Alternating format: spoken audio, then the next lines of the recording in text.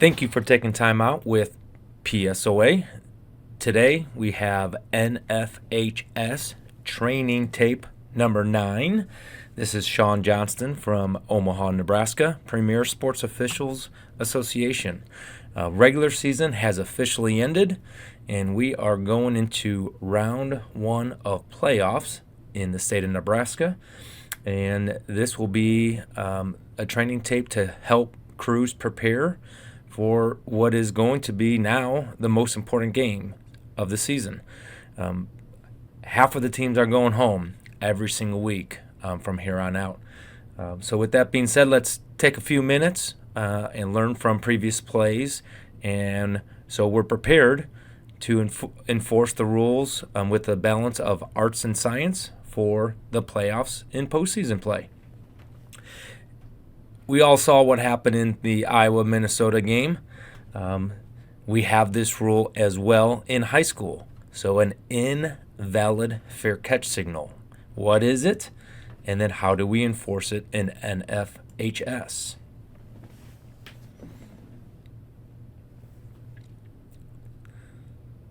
So we got a legal scrimmage kick punt. We have 2 hands waving in the air. So there's the receiver, 2 hands waving back and forth, and the ball is caught at the 8-yard line. A valid fair catch signal is 1 hand above the head and shoulders waving back and forth. Any other signal with the hand or hands or arms is considered an invalid fair catch signal, and the ball is dead when that receiver possesses the football. So in this case, it's the 8-yard line. And then after the enforcement of an invalid fair catch signal, it's a 5-yard penalty in high school football. So since it's at the 8, we're going to go half the distance to the goal to the 4. First down and 15 in 6-man football. First down and 10 in 11-man football. So back judges, just be aware when that ball is up in the air, pick up that receiver.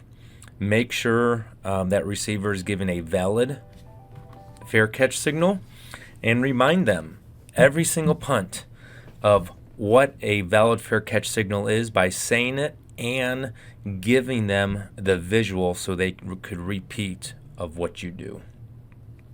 Next play we have here turned in is hurdling.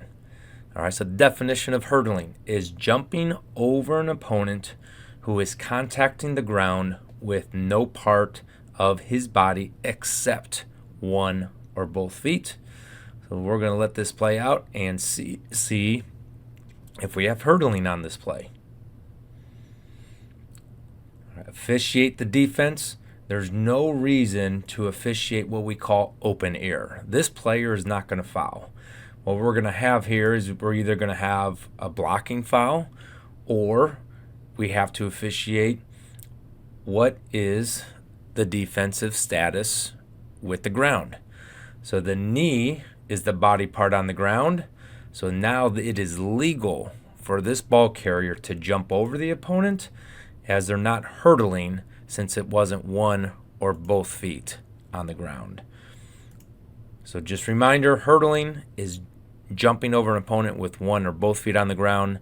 In this case, we have knees on the ground. So therefore, legal jump over the opponent.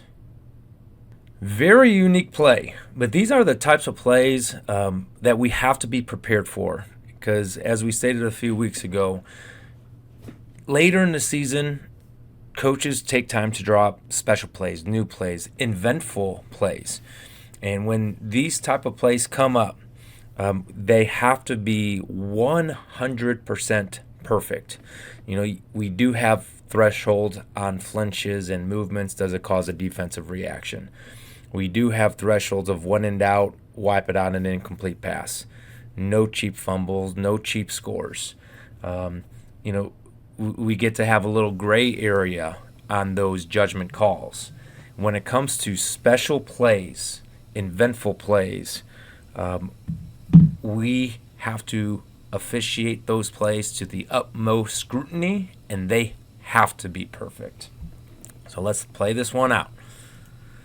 All right, so first off, we have number 10 who is on the line of scrimmage as his helmet is breaking the waistline of the snapper. There is no man's land in high school. They're either a back or they're a lineman. And when in doubt, we're going to make this a back. 1, 2, 3, 4. 4 backs in the backfield. We're going to make this number 10 on the line so we don't have 5 backs in the backfield. Again, something funky here, right? Umpires, anything funky, all right? Well, there needs to be 5 linemen, 50 through 79, on the line of scrimmage. This case, they only have 4. They are allowed to have less if we're in scrimmage kick formation. We don't have a kicker 10 yards back. We don't have a holder 7 yard back and a kicker 10 yards back. All right, so this is not a scrimmage kick formation, so they still need 5 linemen, 50 through 79. It's hard to tell as this play is going, but as the play develops, if you stop it, you'll only see 4 players, 50 through 79. All right, so we could have illegal formation, 5 in the backfield. We could have illegal formation, not enough linemen on the line, 50 through 79. But that's not all, folks. Let's keep it rolling. All right, so now we have a shift. All players move. All players do get set for 1 full second. So this is a legal shift. We're all good. A rule that we do not read very often or go back to read very often. Rule 724. The legal snap must be touched by a back or the ground prior to touching a lineman. This is the important part of making number 10 on the line of scrimmage. He is now a lineman, and I'm going to go in slow motion. This is legal motion as they're only 1 back moving and they're not going towards the line of scrimmage. The quarterback does not have the ball here. The snapper still has the ball and never exchanged the football with the quarterback or the back directly right behind him. So now once number 10 touches the football here prior to touching a back and or the ground, we have a dead ball, illegal snap infraction. All right, so now we come in, we would kill it. We don't have the option of declining. Well, you do have the option of declining the foul, but you don't have the option of declining the foul or taking the result of the play. It's just a dead ball foul. 5 yards previous spot remains the same down. Referees, when you're talking to your head coaches in pregame, remind them to let you know about any special plays they have. And it's not to do anything but to have us prepared so we do not mess up and misenforce or misrule a play. So remind those coaches if they have special plays to let us know so we're ready to officiate it. And if they do describe a play like this one where they're going to snap the ball and a lineman is going to be coming in motion, we now can prevent that foul. Hey, coach, that's not legal. A legal snap must be touched by a back or ground prior to a lineman touching it. So very eventful play. All in all, it still did not work. But had that run for a touchdown and we don't enforce it correctly, that's a game decider. That could be a game maker. So be prepared for the eventful plays. Another fun one. All right, so is this a completed pass? Is this an incomplete pass? And then after that judgment, is it a forward or backwards pass? And we got 16 seconds left in the quarter. All right, so a lot of stuff, again, to process in a very short amount of time at a very important part of the game, especially if there's wind involved. This team has 16 seconds with the wind to make something happen. So, yeah, first quarter, but weather does make impact on the importance of getting the plays correct.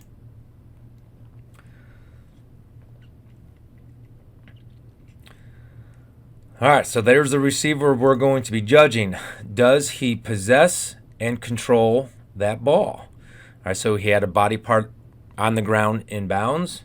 The judgment is, did he have full control of that ball?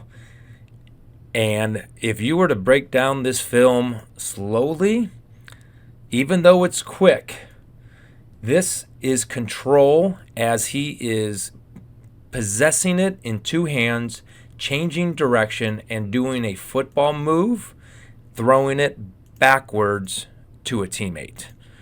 So now, mechanically, we have a catch because we have possession, we have control, we have a body part in bounds, and he throws a backwards pass to a teammate. So now we should be punching the ball backwards, which is now our mechanic and signal to let everybody know this ball is live.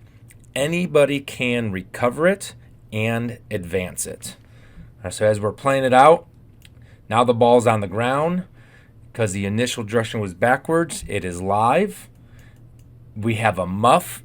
I would not consider this a bat. This is a true muff. This offensive player did not want to hit it forward. He's in the process of recovering this backwards pass, now fumble. I'm going to let it go. All right, so now we have possession of this backwards pass fumble at the 33, 34 yard line, 33 and a half, which is very important because look at the line to gain. That ball carrier is right at the line to gain mark. All right, so now here's our judgment. Did they get clear possession? Just like a pass, you need clear possession of the ball before you're going to rule it a recovery and dead. Or was that ball carrier still bobbling that ball while on the grass? All right, so we have to have a very good judgment on where did they recover that ball with full possession. That's the most forward point of forward progress in which we will place the ball, and that will determine if it's going to be a first down or if it be a third down and short. So this is not a play that coaches are going to let you know about a muff and all this good stuff, but a hook and ladder play, if we have that hook and ladder play in our head, we're going to be like, all right, what receiver are they passing it to? Where is their teammate coming in from behind? And we can start processing this a little bit quicker. Possession, backwards pass, not caught, fumble, live, recovery. This is the spot. All right, so even the hook and ladder play, if they let us know that the coach has the team has it, we're processing that during the game of what could happen on a hook and ladder play, and it will increase our chances of getting plays like this correct during a game. Kickoff.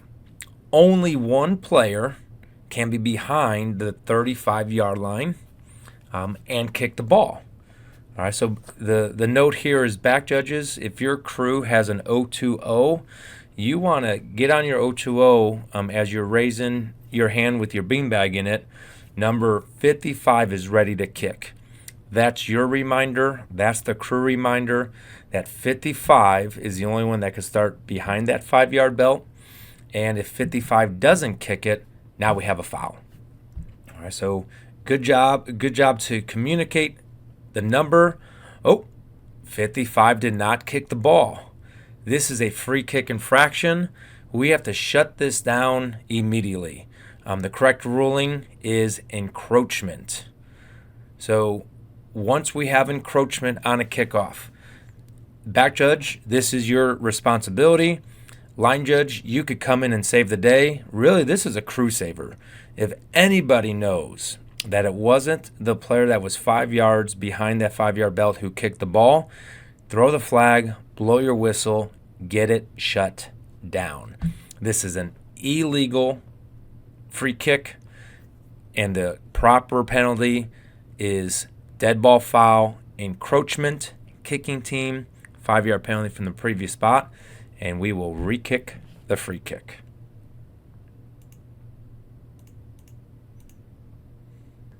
Next set of plays here, it's the end of a quarter. All right, so this is actually end of the half, second half, 26.5 seconds.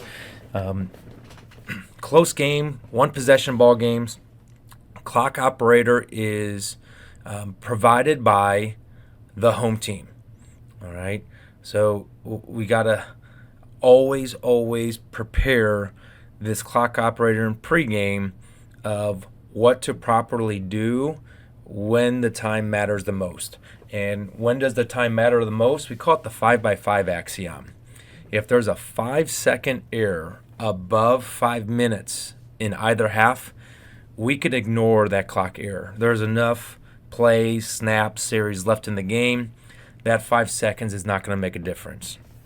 When we are underneath 5 minutes, so each team will essentially have one more possession, we have to fix all timing errors. All right, so remind the clock operators, any official that kills the clock, stop the clock immediately. If, as a crew, we have any time to add additionally to that clock, what is the best way to communicate with that clock operator to add time to the clock? Also in pregame, not every system can do it, but if you see in pregame that the clock is 26.5, so we have tenths of the second, by high school federation rules, we should not have tenths of a second. We should have 26 to 25 to 24 with 0 tenths of a second. So if they can change it, it's always great to change it. And no horn. Usually we don't have that, but if soccer and football are being played in the same season, we have a horn for soccer. We cannot have a noise to indicate the end of the half in football. All right, so going to these plays, we got clock management, 26 seconds left, first down and 10. So utmost scrutiny when it comes to the clock in a very tight ball game going into the half. All right, so the official is pointing, farthest receiver is off. That's what that signal's for. Good job. Only 4 in the backfield. We've got a legal formation.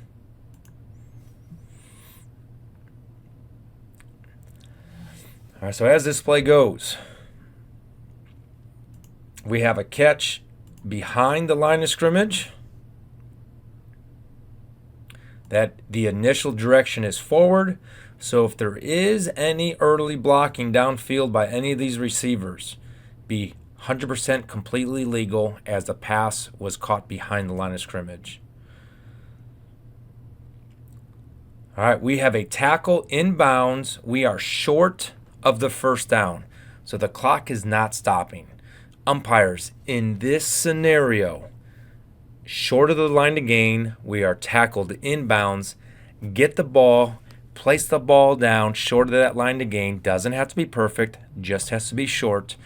And get in position because, boom, that offense is going to go. We need that ball ready to play so that offense, when they become legal, no more than 4 in the backfield, everybody's set for 1 complete second, they are allowed to snap the ball.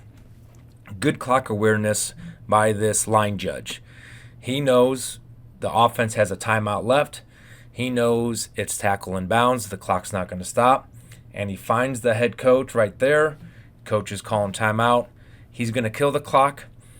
All other officials, when we recognize a coach call a timeout, even if it's not whistled or blown dead yet, at this moment, we should be looking at the clock. 16.3 seconds left, and that's what we want to put back on the clock. 16.0. All right, again, we don't have tenths of a second. All right, 16 seconds left on the clock is what would be the proper reset on this clock. All right, that's important because as we go, all right, now we got 15.2. All right, so we lost, quote unquote, 1 second in the half, where if we had definite knowledge, we would put back up 16 seconds. All right, going to the next clip. Good job holding up the snapper. We're waiting for that 60 seconds to expire. making sure both teams have 11. All officials are in place. All right. Don't blow it ready for play until everybody is ready to go after a timeout. Good job. Backing out. Excellent.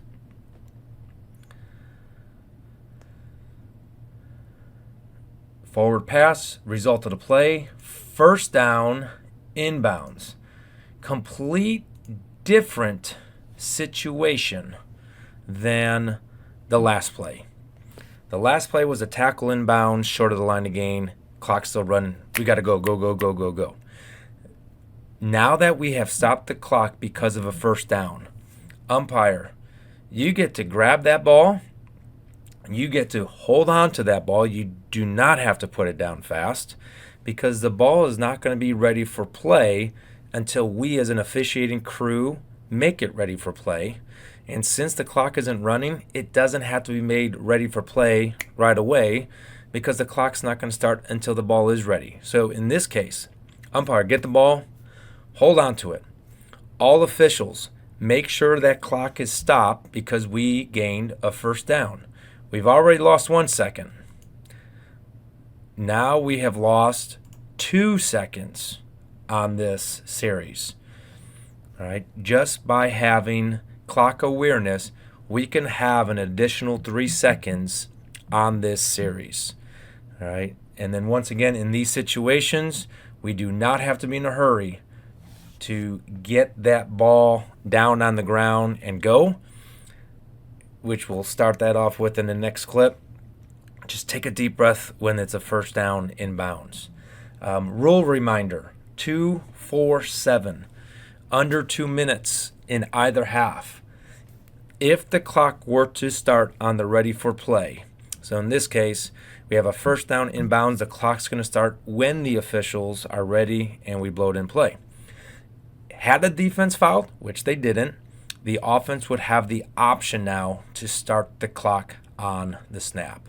So again, when we get underneath 2 minutes, as a crew, have a signal, use your 020 communication devices to remind ourselves if that clock is running and there's a defensive foul or vice versa, offensive foul and that clock is running, the offended team has the option to start that next play on the snap. All right. In this case, we don't have the option because there's no foul. But boom, here we go, the next play. We're not in a hurry. Umpire, hold the ball. Let everybody get set.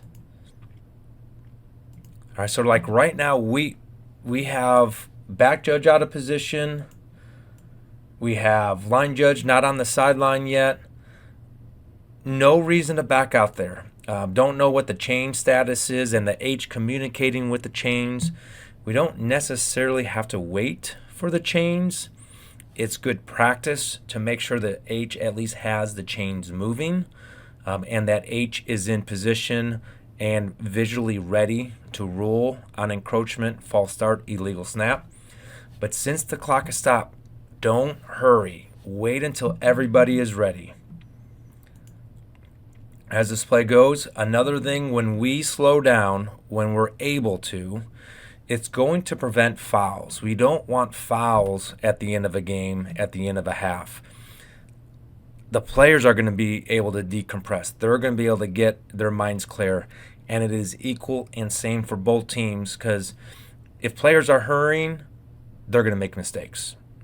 If we're hurrying as officials, we're going to make mistakes. So slow down when we're able to. And in this case, we are. Some couple more rules to take a look at. Is this illegal touching of a lineman?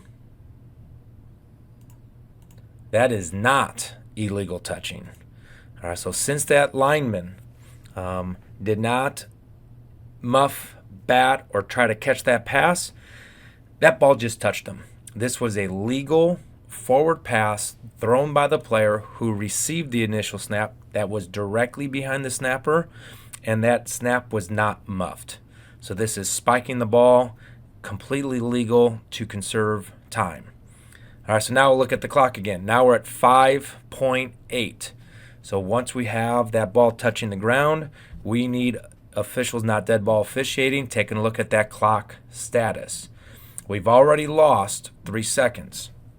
All right, we just lost another 0.5 seconds. So we really could be at 8.4 plus a 0.5. We could be at 9 seconds here. 9 seconds is more than enough time to run another play for this offensive team.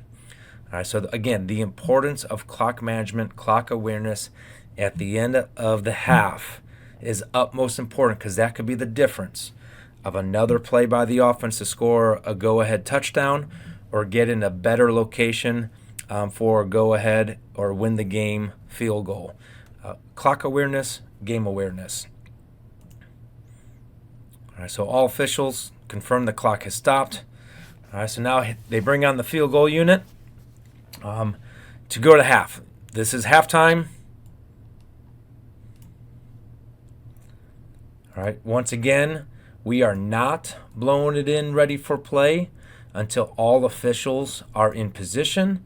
As a referee, at this time, we should be communicating with our crew with the O2O. I got a kicker, got a kicker, got a kicker, got a kicker.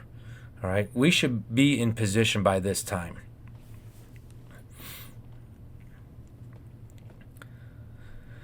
So high school, we do not have a philosophy of how much time is on the clock to determine if we want that clock operator to run that clock out or not.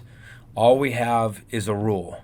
Once that ball breaks the plane of the goal line, that ball is dead, and it's either going to result in a touchback or it's going to result in a successful field goal. So we don't have a look straight down the goal line. But another reminder, back judge, this is your whistle. Any scoring kick that is not a try is going to be the back judge's whistle, and they're going to blow the whistle. That whistle should stop the clock once that ball breaks the plane of the goal line. If it's a PAT or try, it's the referee's whistle, because we know that when the PAT try is kicked, only two things could happen: unsuccessful or successful. The defense cannot return it. In a scoring kick, as you see this well-coached team, they have a player back at that 1 yard line. Because if this scoring kick is blocked, they could pick it up and advance it just like if it's a punt. That's why it's the back judge's whistle on this play. 5 seconds left and running. So here we go. Right about now is when that ball crosses the goal line. And the reason I say that and know that without seeing the ball, this receiver was following the ball the whole entire time, and his head is now turned. All right, so we have 2.3 seconds left on the clock when the ball became dead and it crossed the goal line. All right, so depending on how this play was ruled, all right, we have 1.5, 2.5, 2 seconds. We have time on the clock. Now for the other team got a ruling. Then the ruling is no good. All right, and we should have 2 seconds on the clock. This white team should have the opportunity to run a play from the 20-yard line anywhere between the hashes. All right, so a lot of game management, a lot of clock awareness just in these 5 plays. And when it comes down to playoff games, these are the last games for the seniors. So we want to be as pure as we possibly can. And we don't want the locals sitting around a table for the rest of their life saying, oh, if we had one more play, we could have got into the end zone. Oh, man, if those officials killed the clock on the field goal, we could have ran a hook and ladder, and we could have ran a special play to go score a touchdown. All right, so make the game as pure as it possibly can within the rules that is given to us. So these were a great 5 plays to talk about as a crew when it comes to the end of the game. Utmost awareness of clock management, and the importance of, 1 second here, 1 second there, 1 second there. That leads up to 5 seconds. That could be 1, sometimes 2 additional plays. Very important. With that being said, those were the training tape plays we had turned in this week. I'd like to thank the crews and officials for having the courage to send in these plays for us to learn from, to make us more aware and better for our future games that we're going to be working. And we are going to have one more training tape next week after the first round playoff games. I know Premier Sports Officials Association, we have 2 more of our crews working this week. So congratulations to the Tom Henricks crew of getting an assignment. And congratulations to the Dick Morsey crew from getting an assignment. So may the playoff gods be with all of our crews next week for the quarterfinals, and then a few of our crews for the semifinals and championships. Thank you for taking time out with PSOA. Any questions, please leave it in the comments section of this video. Reach out to us at premiersportsofficials.com or psoa@premiersportsofficials.com, and continue to visit our YouTube channel with our daily shorts that we're going to be sending out. Those of you who do basketball, we will be transferring football training tapes to basketball training tapes here in November, along with our daily shorts. We're going to move from football daily shorts to basketball daily shorts in the month of November. And I look forward to you guys visiting us when we do our basketball weekly training tapes.